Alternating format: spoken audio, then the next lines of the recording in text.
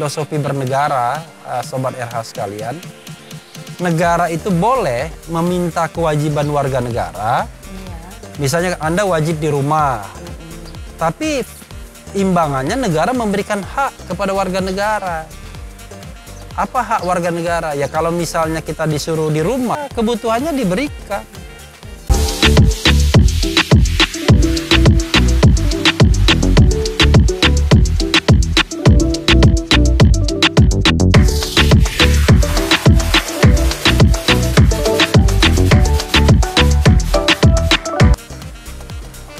Kegelapan yang datang tak mungkin selamanya, nah pasti akan berakhir, pasti akan berlalu, pasti akan berakhir,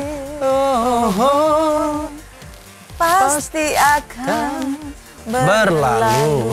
Ya, Sobat RH sekalian, kita jumpa lagi dalam program apa say? Baperin, bahan perbincangan hari ini. Ya, kita masih di lockdown di rumah udah hampir 3 pekan ini ya. Iya. Ya, jadi sekarang ini hampir nggak jelas lagi datanya. Iya. Terkesan kok pemerintah daerah sama pemerintah pusat beda-beda datanya. Data orang meninggalnya beda. Kata Pemda DKI yang dikubur berdasarkan protokol penanganan COVID itu 200-an. Sementara pemerintah bilang yang meninggal tuh 100-an gitu ya. Saya nggak mau bilang percuma, cuma ya. Kalau cuma itu kesannya kita menyepelekan nyawa manusia ya. Tadi ngomong-ngomong lagu siapa ya? Lagu Hari Mukti ya. Jadi lagu Hari Mukti judulnya Gelap Pasti Berlalu. Ini kalau yang milenial mungkin nggak tahu ya lagu itu ya. Tua banget ya. Kalau nggak salah itu Hari Mukti sudah meninggal ya.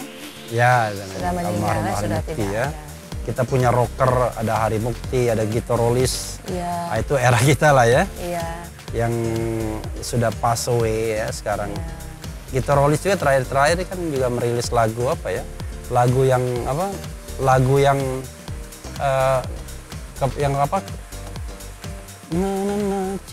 cinta yang tulus di dalam hatiku telah bersemi karenamu, hati yang suram kini tiada lagi telah bersinar. Bersinar. Nggak tahu. Karenamu semua yang ada padamu membuat diriku tiada berdaya. Hanyalah bagimu, hanyalah untukmu seluruh hidup dan cintaku. Nah, cuma bedanya kalau versi awal kan hidup dan cintaku kepada manusia, tapi versi terakhir ya kepada yang kuasa. Kepada yang kuasa ya. Ya, mudah-mudahan almarhum Hari Mukti dan Gitarolis husnul khotimah ya. Dan juga Sobat RH sekalian, ada berita duka yang lain juga sebenarnya ya. Mantan Direktur Utama, Pelindo 1 ya. Bambang Eka ya. Bambang Eka Cahyana itu. Aduh, saya kaget sekali. Itu meninggal 2 hari yang lalu. Beliau terakhir Direktur Utama PT Pupuk Kujang. Itu sahabat kami. Orangnya gembira sekali. Teman kami ya. Tidak terlihat sakit ya. Iya.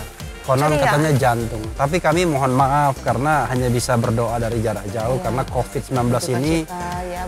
Ya, dengan adanya COVID-19 ini susah kita untuk datang. Kedua juga mengirimkan bunga juga bukan tindakan yang baik ya. Karena itu kan akan ada orang datang, kerumunan orang, lalu kemudian bunganya di take out kembali dan lain sebagainya.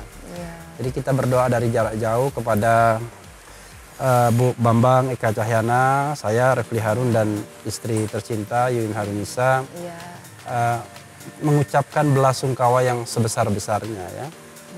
Semoga mendiang bahagia di alam sana ya. Orangnya masih muda dan cukup menjaga kesehatan ya.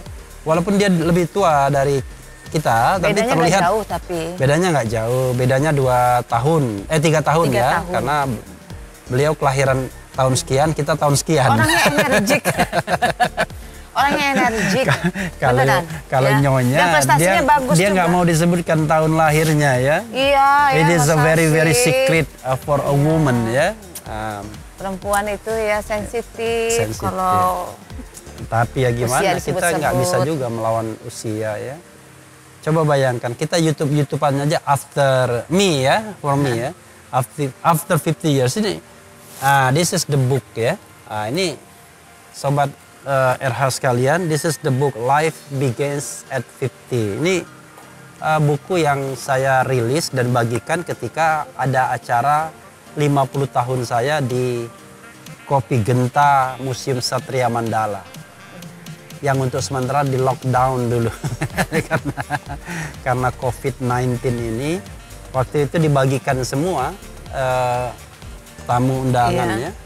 Banyak sekali ya, yang datang. Ada memang biasa. Di sini yang menulis macam-macam. Ada 206 tokoh yang menulis di buku sini ya.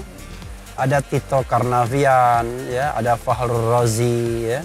Terus terang kemudian saya ada sempat Panglima TNI surprise gitu ya. Yang datang itu luar biasa animonya. Iya. Ya, maklum kan Bapak kan orangnya kan kritis.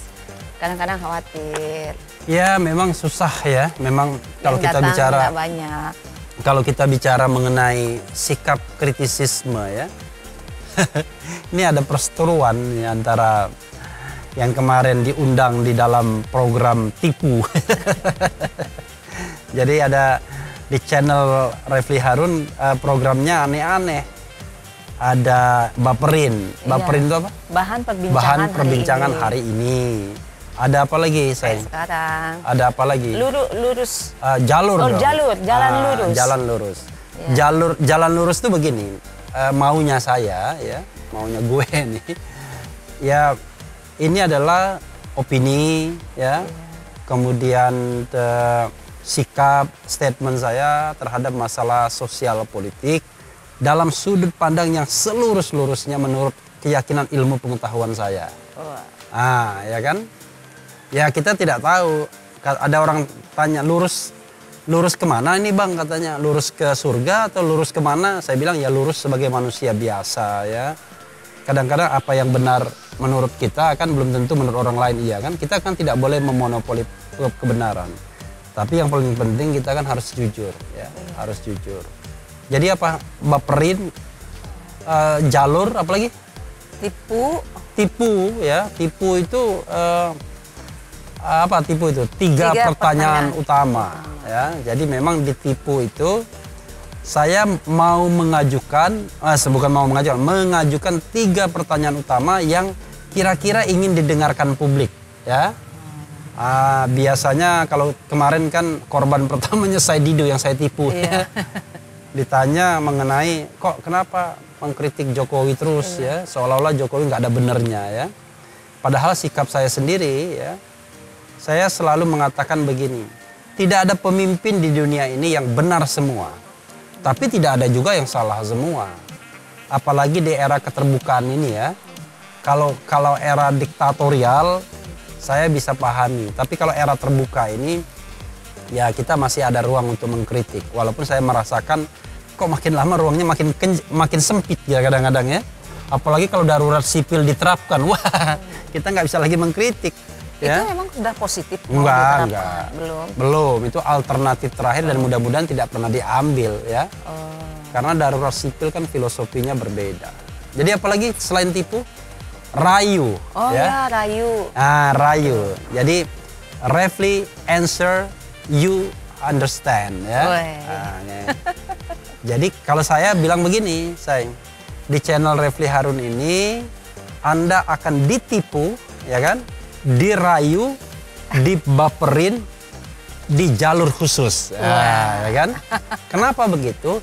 Karena channel ini satu, dia mengancam. Dua, dia memeras channel ini. Tiga, membenci. Jadi mengancam itu apa? Mengandung perbincangan macam-macam. Kayak kita ini ya, gaduh-gaduh, ngomong gak karu-karuan itu ya. Gitu, ngomong ngalur ngidul. Pokoknya yang penting mengalir saja. Nggak ada skenarionya ya. Nggak juga dipotong-potong ya. Nah, lalu kemudian yang kedua tadi memeras. Memeras itu maunya memberi edukasi secara bernas. Nah, itu, memeras ya. Dan terakhir membenci. Jadi membenci itu adalah membenci itu membangkitkan energi dan cinta. Gitu ya kan. Seperti Bapak kreatif ya kalau bikin seperti program ini itu. Ya kan. Life, love and leisure ya. Karena inilah kehidupan ya. Ada suami istri karena love, lalu kemudian bisa duduk di sini karena leisure. Karena waktu luang ya. Dan waktu luangnya sangat banyak. Zaman Covid ini kan gitu. Bapak banyak idenya, aktif sekali. Jadi walaupun di lockdown malah lebih aktif untuk bikin ide-ide seperti ini, menyesuaikan dengan keadaan. Nanti ada lagi program baru ya. Tapi nanti ditagih Sobat RH atau jangan-jangan ditiru nanti. Tapi nggak apa-apa ya, namanya ide itu kita kemukakan saja. Namanya nanti CLBK. Ya. CLBK ya. Jadi CLBK itu apa sih? Cinta Lama Bersemi Kembali? Oh no. Kalau di Refli Harun CLBK itu adalah cara langsung belajar konstitusi. Nanti ada CLBK ya. Nanti saya kasih tutorial lah sedikit ya, memahami konstitusi, apa isi dari konstitusi dan lain sebagainya untuk masyarakat awam ya. Artinya ya jangan canggih-canggih sekali.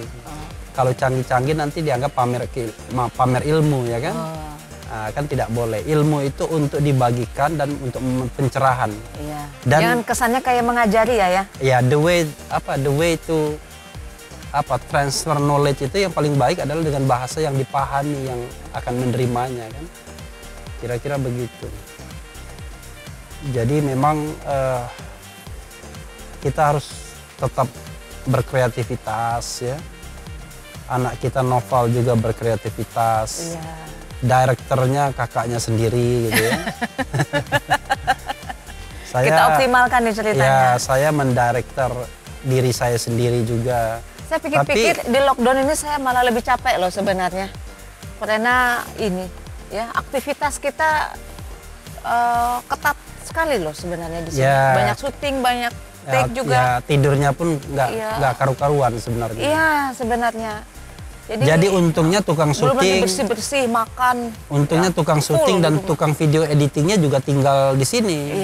Karena itu requirement dari kami kan. Dari kita ya boleh. Alhamdulillahnya gini, Amel memang sebelum ada lockdown, emang udah punya tim ya. Ya, alhamdulillah di situ. Jadi ya itulah. Itu kelebihannya. Nah itu coba lihat. Untung nggak di shoot itu. Itu timnya itu sedang pakai push up segala itu, bayangkan. Nggak tahu tidur jam berapa semalam dia ya. Yang jelas kita tidurnya di atas jam 12 terus ya. Gitu. Tapi kalau kadang-kadang baru habis subuh saya tidur ya kan. Kalau ibu tetap teratur. Ya. Karena capek kan kalau pagi-pagi bersih-bersih rumah. Just to make sure ya, kalau keadaan rumah, kita kan pengen walaupun ini separuhnya iseng, tapi ya tetap harus berkualitas dan informasinya jangan keliru kalau bisa ya. Karena informasi itu penting, the most important thing ya. Gitu. Nah, untuk video novel yang selanjutnya saya akan cerita tentang itu, perkembangan novel dari awal sampai terakhir. Jadi jangan lupa nanti ditonton juga ya. Iya. Gitu. Saya lihat-lihat ke sana ada masalah apa? Jadi kita harus genuine ya apa adanya. Karena kadang-kadang syuting-syuting begini kan ada hal-hal teknis ya. Ya kan? Ada clip outnya tidak bunyi kadang-kadangnya, bajunya tidak terlalu matching, ya kan? Kemarin saya pakai pink, itu ada yang bilang, waduh bajunya ya. Ya, tapi begitulah. Kita kan berusaha how to explore ya, bagaimana mengeksplor sesuatu. Kenapa? Kadang-kadang ya tadi saya katakan, life begins at 50, ya. Karena life begins at 50 itu kita bebaskan dunia ini, kita explore. Kita tahu bahwa saya sendiri ya tidak muda lagi, tapi semangat untuk tetap muda, untuk memberikan kontribusi ya dalam posisi apapun tidak boleh hilang ya. Walaupun di lockdown kita ingin tetap. Kalau kita pakai hadis jangan Nabi, mati aktivitas kita anggap sama sekali. bahwa kita akan hidup 1000 tahun lagi ya, 100 tahun lagi itu 1000 tahun lagi. Itu juga kalau semangat beraktivitas. Tapi kalau soal yang bagus lain, buat kesehatan ya. Ya, soal yang lain kita harus ingat bahwa kan ada dibilang kita beribadah seolah-olah mau meninggal besok pagi. Iya. Tapi kita berkegiatan duniawi seolah-olah hidup 100 tahun lagi ya kan. Iya. Gitu. Aku ingin hidup 1000 tahun lagi. Jadi ya luar biasa ya, nyanyi-nyanyi dan lain sebagainya. Nah, kembali ke COVID-19 ini ya. Iya. Kenapa ya? Apa saya sendiri yang merasa bahwa belum ada langkah yang firm rasanya ya dari pemerintah untuk menanggulangi COVID-19 ini. Kemarin ketika Presiden Jokowi membacakan atau mengeluarkan ada Perpu, kemudian ada PP, ada Kepres, ya kan? Ternyata ya pembatasan sosial berskala besar itu belum dimulai karena masih membutuhkan keputusan menteri, karena menurut undang-undang karantina kesehatan itu harus menteri. Nah, cuman memang di dalam peraturan pemerintah ya yang baru dikeluarkan itu yang namanya penetapan status PSBB, pembatasan sosial berskala besar itu boleh diajukan oleh pemerintah daerah masing-masing, gubernur atau bupati atau wali kota.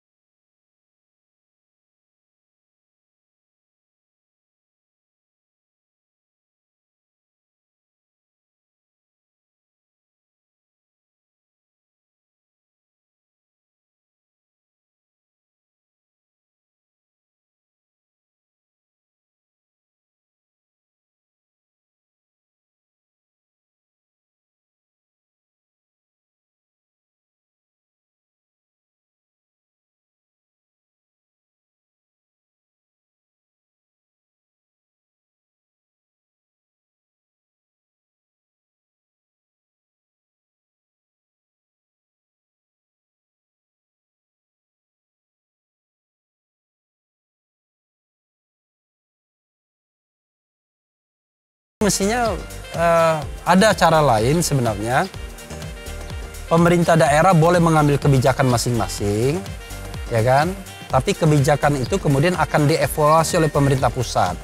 Kalau hasil evaluasi mengatakan misal ya, mengatakan bahwa tidak perlu di karantina wilayah, lockdown ya, tidak perlu misalnya PSBB, maka kemudian dicabut status itu. Jadi nggak nunggu birokrasi. Sekarang udah hari keberapa? Jadi kalau ada cara seperti itu, jadi maksudnya Ayah, mereka laksanakan dulu kebijakan karantina. Setelah itu nanti dievaluasi ya oleh pemerintah pusat. Karena gitu. Kenapa? Kalau sekarang nggak boleh dulu nih, belum melakukan apa-apa sudah dihalangi gitu maksudnya. Okay. Apalagi kan terkesan ada persaingan pemerintah pusat dan pemerintah daerah. Padahal 2024. Sobat RH sekalian masih jauh, ini kan baru 2020. Ini beberapa daerah juga mulai khawatir dengan mudik gitu ya. Mudik-mudik ke daerah-daerah. Soal statement mudik aja nggak jelas itu. Ada yang bilang boleh, ada yang enggak. Malah pernyataan resmi dibantah ya. Jadi memang kita tidak firm. Bahkan ada yang mengharamkan loh ya. Ya, itu soal itu oke lah, lembaga swasta ya, lembaga non state ya. Tapi harusnya dari unsur negara kan dia harus harus firm ya untuk. Kenapa boleh mudik ya? Seram juga ya. Nggak tahu soal mudik apa nggak mudik itu. Saya sih punya pandangan yang sedikit berbeda mungkin ya. Kalau saya malah harusnya mereka diperbolehkan mudik. Tetapi, nah ada tetapinya. Mereka dipastikan clean dulu.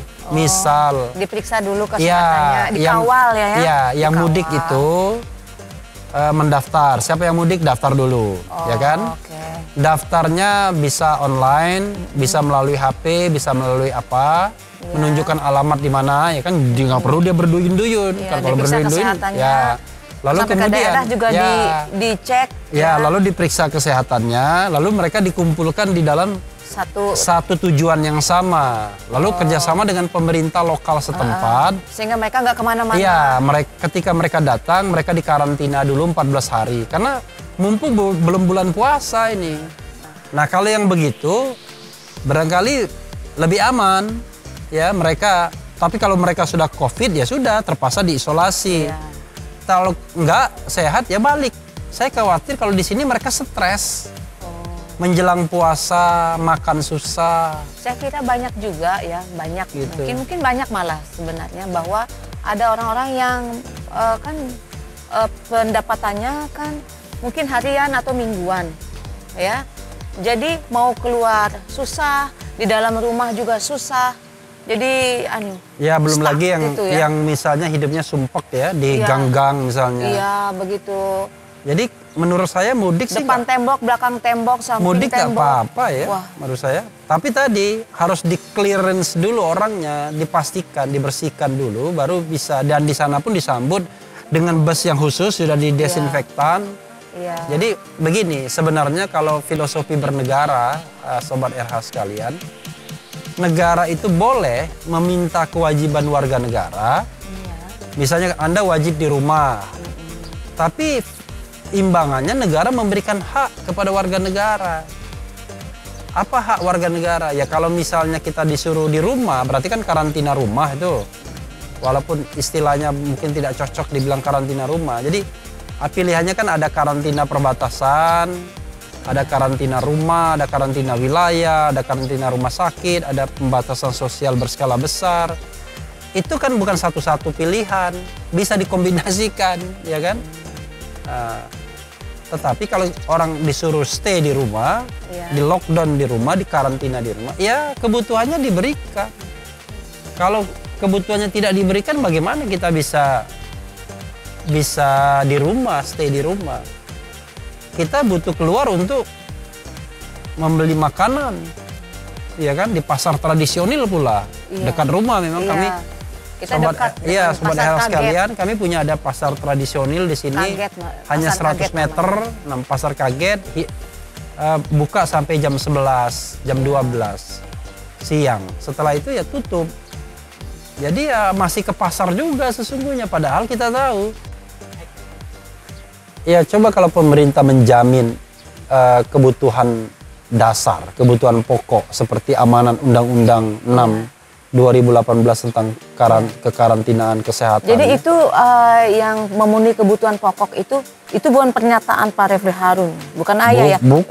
Itu amanat memang dari undang-undang. Kalau pilihannya karantina. Karena ada ya yang viral juga yang mengatakan, Refli Harun bilang pemerintah harus memenuhi kebutuhan pokok atau menghindari lockdown karena menghindari untuk memenuhi kewajiban, memenuhi kebutuhan pokok masyarakat. Ya itu analisis orang ya. Iya. Tapi kan ya saya mengatakan. Sebenarnya itu amanat undang-undang ya. Amanat undang-undang kalau pilihannya karantina kesehatan. Oh oke. Jadi itu ya. Jadi undang-undang kekarantinaan kesehatan itu memberikan pilihan untuk bisa karantina perbatasan wilayah, perbatasan, karantina di wilayah, karantina di rumah sakit dan pembatasan sosial berskala besar itu gitu loh. Nah itu kalau semua karantina rumah, wilayah sama karantina itu ya kan, itu membutuhkan pemenuhan kebutuhan pokok. Tapi kalau PSBB enggak gitu loh. Gitu, enggak ada perintah seperti itu. Jadi sobat RH sekalian, ya sebenarnya nggak harus dikotomis lah, dicarilah yang paling baik kan, tinggal dikombinasikan pilihan-pilihan itu. Jadi kita nggak perlu berdebat soal semantik. Wah, lockdown itu tidak sama dengan karantina wilayah, ya kan? Ada yang ribut begitu. Lah, ini kita ini dasar hukumnya itu adalah Undang-Undang Nomor 2018. Kalau 2018 bilang karantina wilayah, ya sebut aja karantina wilayah. Ngapain bilang lockdown?